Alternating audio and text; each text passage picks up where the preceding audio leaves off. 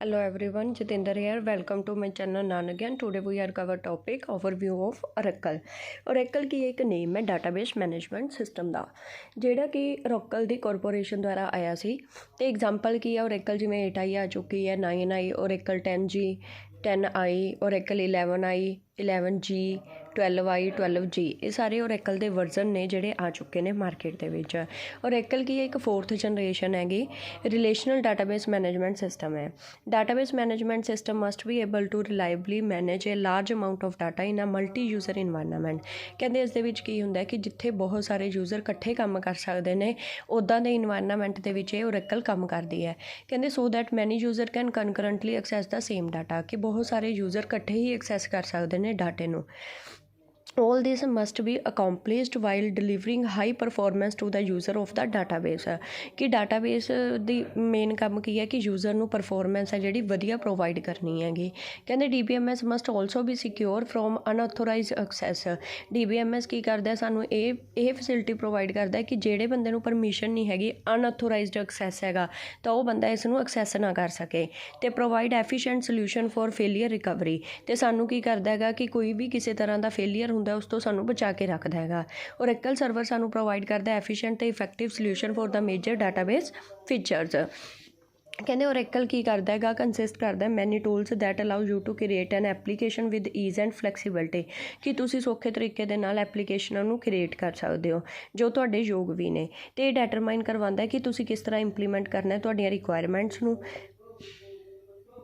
ਕਹਿੰਦੇ they are feature and tools that you use to implement your application can significant affect the performance of your application. ਤੁਸੀਂ ਆਪਦੀ application ਨੂੰ ਕਿੱਦਾਂ perform ਕਰਨਾ ਹੈਗਾ।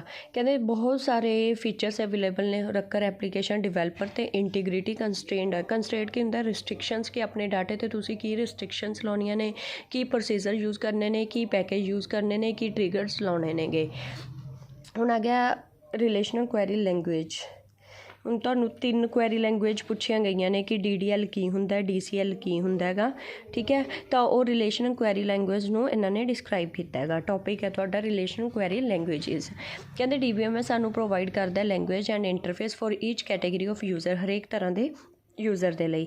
ਕਹਿੰਦੇ once the design of database is completed ਜਦੋਂ ਇੱਕ ਵਾਰੀ ਤੁਹਾਡਾ ਡਾਟਾਬੇਸ ਕੰਪਲੀਟ ਹੋ ਚੁੱਕਿਆ ਹੈ DBMS choose to implement database ਤਾਂ ਉਹਨੇ ਡਾਟਾਬੇਸ ਨੂੰ ਚੂਜ਼ ਕਰ ਲੈਣਾ ਇੰਪਲੀਮੈਂਟ ਕਰਨ ਲਈ। ਫਸਟ ਸਟੈਪ ਕੀ ਹੋਊਗਾ ਕਿ ਸਪੈਸੀਫਾਈ ਦਾ ਕੰਸੈਪਚੁਅਲ ਤੇ internal schema for the database ਜਿਹੜਾ ਤੁਸੀਂ ਪਿੱਛੇ ਡਿਸਕਸ ਕੀਤਾ ਸੀ ਕਿ ਉਸਦਾ ਕੰਸੈਪਚੁਅਲ ਵਿਊ ਕੀ ਹੈ ਕਿ ਲੌਜੀਕਲ ਕਿੱਦਾਂ ਦਾ ਡਿਜ਼ਾਈਨ ਹੈ ਤੇ ਫਿਜ਼ੀਕਲੀ ਡਾਟਾ ਸਾਡਾ ਇੰਟਰਨਲ ਤੌਰ 'ਤੇ ਕਿੱਥੇ ਸਟੋਰ ਹੈ। And mapping between the two ਉਹਨਾਂ ਦੋਨਾਂ ਦੇ ਵਿੱਚ ਜਿਹੜੀ ਗੱਲਬਾਤ ਕਰਵਾਉਂਦਾ ਉਸ ਨੂੰ ਅਸੀਂ ਕੀ ਬੋਲਦੇ ਹਾਂ ਮੈਪਿੰਗ ਬੋਲਦੇ ਹਾਂ। ਅਤੇ ਕਹਿੰਦੇ in many DBMS where no strict separation of level is maintain ਕਈ ਇੱਦਾਂ ਦੇ DBMS ਨੇ ਜਿੱਥੇ ਸੈਪਰੇਟੇਸ਼ਨ ਨਹੀਂ ਕੀਤੀ ਹੁੰਦੀ ਕਿਸੇ ਵੀ ਤਰ੍ਹਾਂ ਦੀ। ਕਹਿੰਦੇ one language called DDL language ਉਹਨਾਂ ਵਿੱਚੋਂ ਇੱਕ ਲੈਂਗੁਏਜ ਹੈ DDL ਜਿਸ ਦਾ ਨਾਮ ਕੀ ਹੁੰਦਾ ਡਾਟਾ ਡੈਫੀਨੇਸ਼ਨ ਲੈਂਗੁਏਜ ਜਿਸ ਨੂੰ ਕੀ ਹੈ DBA ਯੂਜ਼ ਕਰਦਾ। DBA ਕੌਣ ਹੈ database administrator and by the database designer to define the both schemas ਉਹਨੇ ਕੀ ਕਰਨਾ ਦੋਨਾਂ ਸਕੀਮਾਸ ਨੂੰ ਡਿਫਾਈਨ ਕਰ ਦੇਣਾ। ਕਹਿੰਦੇ ਵੰਸ ਦਾ ਡਾਟਾਬੇਸ ਸਕੀਮਾ ਆਰ ਕੰਪਾਈਲਡ ਜਦੋਂ ਤੁਹਾਡੇ ਕੰਪਾਈਲ ਹੋ ਗਿਆ ਡਾਟਾਬੇਸ ਸਕੀਮਾ ਤਾਂ then there is need to manipulate the database ਉੱਥੇ ਜ਼ਰੂਰਤ ਪਊਗੀ ਤੁਹਾਨੂੰ ਡਾਟਾਬੇਸ ਨੂੰ ਮੈਨੂਪਲੇਟ ਕਰਨ ਦੀ। ਮੈਨੂਪਲੇਸ਼ਨ ਇੰਕਲੂਡ ਮੈਨੂਪਲੇਸ਼ਨ ਕਿੱਦਾਂ ਦੀਆਂ ਹੋ ਸਕਦੀਆਂ ਨੇ ਇਨਸਰਟ ਕਰ ਸਕਦੇ ਹੋ ਡਾਟੇ ਨੂੰ ਡਿਲੀਟ ਕਰ ਸਕਦੇ ਹੋ ਮੋਡੀਫਾਈ ਕਰਵਾ ਸਕਦੇ ਹੋ ਡਾਟੇ ਨੂੰ। ਦਾ DBMS also provide the language which grant and revoke the privilege for using the database is called data control language। ਤਾਂ ਜਿਹੜਾ ਸਾਨੂੰ ਕੋਈ ਲੋਕ ਵਗੈਰਾ ਦੀ ਫੈਸਿਲਿਟੀ ਪ੍ਰੋਵਾਈਡ ਕਰਦਾ ਗ੍ਰਾਂਟ ਪ੍ਰੋਵਾਈਡ ਕਰਦਾ ਜਾਂ ਰਿਵੋਕ ਤਾਂ ਇੱਦਾਂ ਦੀਆਂ ਜਿਹੜੀਆਂ ਚੀਜ਼ਾਂ ਨੇ ਉਹ ਕਿਸ 'ਚ ਆ ਜਾਂਦੀਆਂ ਨੇ ਡਾਟਾ ਕੰਟਰੋਲ ਲੈਂਗੁਏਜ ਦੇ ਵਿੱਚ। ਨੈਕਸਟ ਆ ਗਿਆ Oracle client server architecture. Client server architecture ਦੇ ਵਿੱਚ ਕੀ ਹੈ ਕਲਾਇੰਟ ਕੌਣ ਹੈ ਜੋ ਆਪਾਂ ਰਿਕੁਐਸਟ ਕਰਦੇ ਹਾਂ ਸਰਵਰ ਕੌਣ ਹੈ ਜੋ ਉਸ ਦੀ ਰਿਕੁਐਸਟ ਦਾ ਰਿਸਪੌਂਸ ਦਿੰਦਾ। ਕਹਿੰਦੇ Oracle database system environment database application and the database are separated into 2 parts. Front end ਨੂੰ ਅਸੀਂ ਕਲਾਇੰਟ ਪੋਰਸ਼ਨ ਬੋਲਦੇ ਹਾਂ ਅਤੇ ਬੈਕ ਐਂਡ ਨੂੰ ਅਸੀਂ ਕੀ ਬੋਲਦੇ ਹਾਂ ਸਰਵਰ ਪੋਰਸ਼ਨ ਬੋਲਦੇ ਹਾਂ। ਕਲਾਇੰਟ ਸਰਵਰ ਆਰਕੀਟੈਕਚਰ ਹੁੰਦਾ ਇਹ। ਕਲਾਇੰਟ ਰਨ ਦਾ ਡਾਟਾਬੇਸ ਐਪਲੀਕੇਸ਼ਨ ਕਲਾਇੰਟ ਕੀ ਕਰਦਾ ਆਪਦੀ ਐਪਲੀਕੇਸ਼ਨ ਨੂੰ ਰਨ ਕਰਵਾਉਂਦਾ ਅਤੇ ਐਕਸੈਸ ਕਰਦਾ ਡਾਟਾਬੇਸ ਦੀ ਇਨਫੋਰਮੇਸ਼ਨ ਨੂੰ ਅਤੇ ਉਹ ਕਿੱਥੋਂ ਇੰਟਰੈਕਟ ਕਰ ਸਕਦਾ ਕੀਬੋਰਡ ਤੋਂ ਸਕਰੀਨ ਤੋਂ ਅਤੇ ਕੋਈ ਵੀ ਪੁਆਇੰਟਿੰਗ ਡਿਵਾਈਸ ਜਿਵੇਂ ਮਾਊਸ ਵਗੈਰਾ ਯੂਜ਼ ਕਰਕੇ।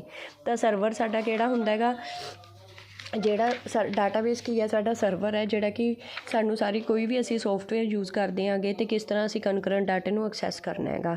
ਤਾਂ ਡਾਇਗਰਾਮ ਬਣੀ ਹੋਈ ਹੈ, ਆਹ ਨੈਟਵਰਕ ਹੈ, ਕਲਾਇੰਟਸ ਨੇ, ਆਹ ਸਰਵਰ ਬਣਿਆ ਹੋਇਆ, ਦੇਖੋ ਕਲਾਇੰਟਸ ਨੇ ਉਹਨਾਂ ਨੂੰ ਰਿਕੁਐਸਟ ਭੇਜੀ ਹੈ, ਠੀਕ ਹੈ। ਉਸ ਤੋਂ ਬਾਅਦ ਕਲਾਇੰਟ ਸਰਵਰ ਆਰਕੀਟੈਕਚਰ ਦੇ ਵਿੱਚ 2 ਪਾਰਟਸ ਦੇ ਵਿੱਚ ਉਹਨੂੰ ਡਿਵਾਈਡ ਕੀਤਾ ਹੈ, the client server architecture and distributor processing multi user architecture. ਕਹਿੰਦੇ client application are not responsible for performing any data processing. ਕਹਿੰਦੇ ਜਿਹੜਾ ਕਲਾਇੰਟ ਹੈ ਉਹ ਇਹ ਰਿਸਪੋਂਸੀਬਲ ਨਹੀਂ ਹੈਗਾ ਕਿ ਉਹਨੇ ਕਿਸੇ ਵੀ ਤਰ੍ਹਾਂ ਦੀ ਡਾਟਾ ਪ੍ਰੋਸੈਸਿੰਗ ਨੂੰ ਪਰਫੋਰਮ ਕਰਨਾ ਹੈਗਾ।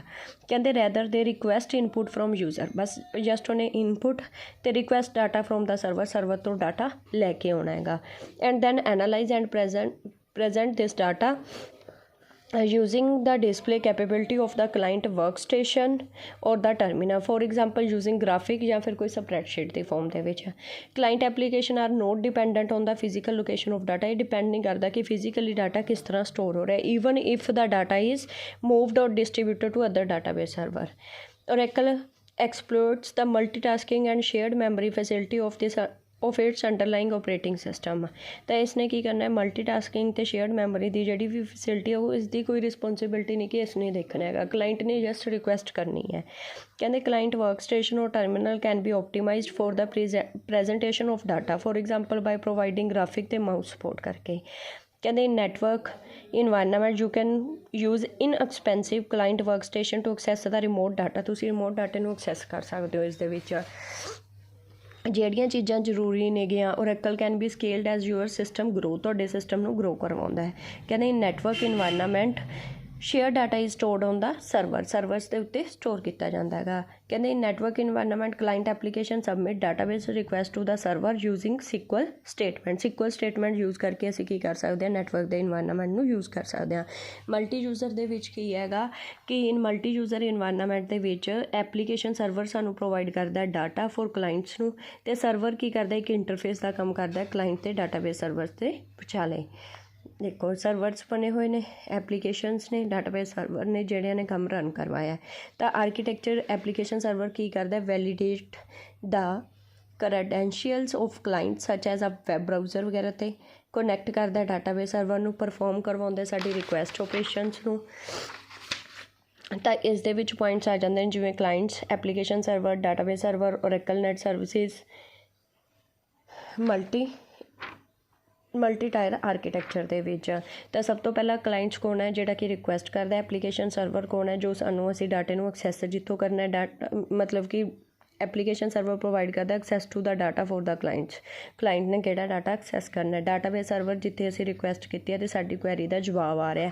ਓਰੈਕਲ ਨੈਟ ਸਰਵਿਸਿਜ਼ ਕੀ ਹੁੰਦੀਆਂ ਨੇਗੀਆਂ, ਜਿੱਥੇ ਅਸੀਂ ਨੈੱਟ ਦੀ ਫੈਸਿਲਿਟੀ ਨੂੰ ਕਮਿਊਨੀਕੇਟ ਕਰਨ ਦੇ ਲਈ ਯੂਜ਼ ਕਰਦੇ ਹਾਂ। ਤਾਂ ਇਸ ਦੇ ਵਿੱਚ ਕਿਹੜੀ ਫੈਸਿਲਿਟੀ ਕਨੈਕਟੀਵਿਟੀ ਹੁੰਦੀ ਹੈ ਡਾਟੇ ਦੀ, ਮੈਨੇਜ ਕਰ ਸਕਦੇ ਹਾਂ, ਇੰਟਰਨੈਟ ਦਾ ਸਕੇਲ ਵਧਾ ਸਕਦੇ ਹਾਂ ਅਤੇ ਇੰਟਰਨੈਟ ਦੀ ਸਿਕਿਉਰਿਟੀ ਨੂੰ ਵਧਾ ਸਕਦੇ ਹਾਂਗੇ।